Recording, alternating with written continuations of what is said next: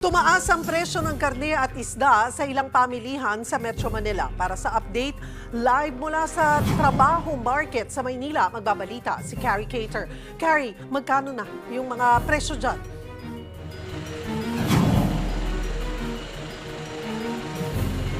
Nako, Cheryl, talagang mapapahigpit ng sinturon ng ating mga kapatid kasi dito sa Trabaho Market sa Maynila, umaabot ng 450 pesos ang kada kilo ng karning baboy. Kung ikukumpara raw sa mga ibang mga palengke, masyado raw itong mahal kasi nasa 420 pesos lang ang prevailing price ayon sa Department of Agriculture. Yung 450, yan yung presyo ng liempo, habang 400 pesos naman ang baboy kasim at pork chop. Ngayon, ang sabi ng DA, dahil masyado nga raw itong mahal, kung ikukumpara sa iba, titingnan daw nila kung ano yung mga posibleng nakapagpataas sa presyo, kabilang yung mga bayarin sa renta ng mga retailer at iba pa. Titingnan nila ito bilang tugon sa mataas na presyo. Cheryl? Tapos na yung holiday season, Carrie. Bakit mataas pa rin yung presyo nga ng karne, pati nga isda?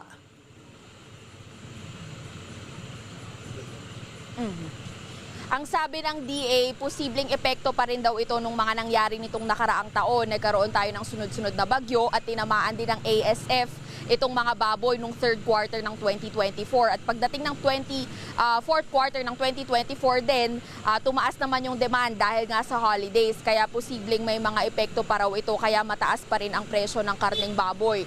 Doon naman sa isda, ang sabi ng mga nagtitinda, hindi pa rin bumababa simula December.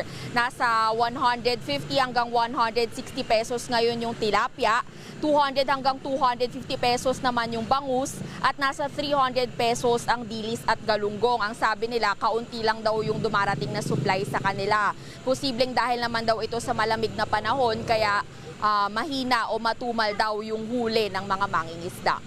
Oh, ang laki ng ng diferensya ng halaga ng tilapia sa galunggong. Doble ang mahal ng galunggong kumpara sa tilapia ngayon.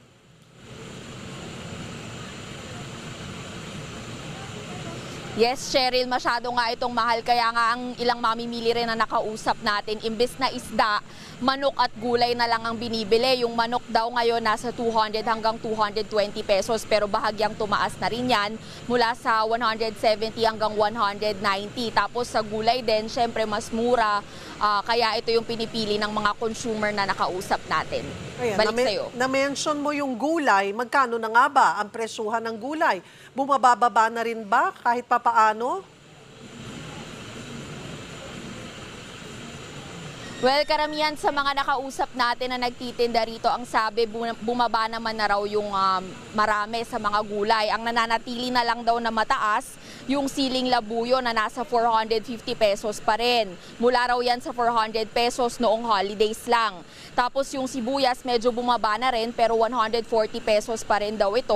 Masyado pa rin daw mahal kung ikukumpara sa below 100 pesos nitong nakaraang taon. At ang carrots naman, 120 pesos, mataas pa rin kung ikukumpara sa dating 100 pesos. Yung kamatis na kailan lang ay sumipa, medyo humupa naman na raw ang presyohan ngayon dahil nasa 120 pesos na ang bentahan nito. Cheryl? Kumusta naman yung pag-iikot sa mga palengke ng DA at DTI? May hindi pa rin ba sumusunod sa MSRP sa bigas?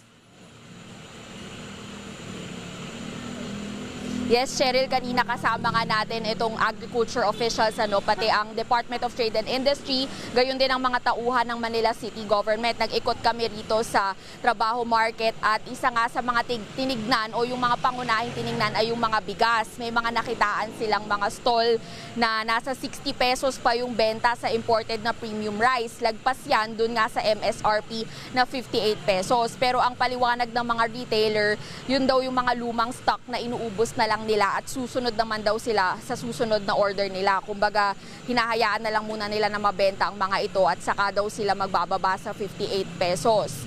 Samantala, nagbabala rin naman ang DA na sa Pebrero raw maghihigpit na sila, habang ang city officials dito tututukan naman daw ang mga rice retailer. Balik sa'yo, Cheryl. Ano rin ang update, Carrie, sa Food Security Emergency Declaration? Matutuloy ba ito bukas? Base sa huling usapan o sa huling panayam natin kanina sa DA, mukhang hindi pa rin daw nila natanggap yung resolusyon, pero i-check pa daw ulit nila sakaling dumating na ito ngayong araw. Oras na dumating ito, kailangan pa daw nila siguro hanggang 3 araw, pero target nila na within the week pa rin ay makapagdeklara na ng food security emergency for rice. Cheryl. Maraming salamat, Carrie Cater.